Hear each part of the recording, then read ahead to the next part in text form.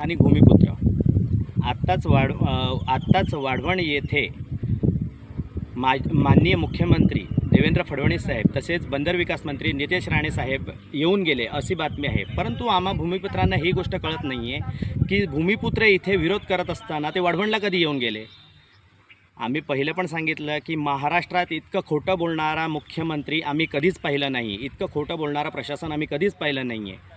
तुम्हाला लोकांचा विरोध होत आहे म्हणून या कारणासाठी तुम्ही प्रकल्प होत आहे त्या ठिकाणी तुम्ही अजिबात आले नाही आहेत आणि प्रकल्प होत आहे ह्या खोट्या गोष्टी तुम्ही मीडियाच्या माध्यमातून सेट करण्याचा प्रयत्न करत आहेत। कुठल्याच पद्धतीचं काम सुरू नाही आहे, परंतु तुम्ही लोकांना फसवण्यासाठी, इन्व्हेस्टर्सना फसवण्यासाठी ह्या गोष्टी करत आहेत।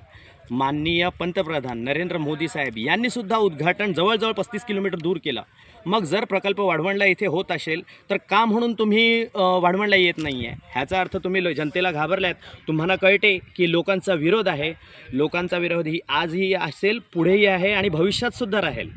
तुम्ही या गोष्टीची नोंद घ्यायची आहे आणि मी पुन्हा या गोष्टीचा उच्चार करतोय की महाराष्ट्राचे मुख्यमंत्री अतिशय खोटं बोलणारे आहेत।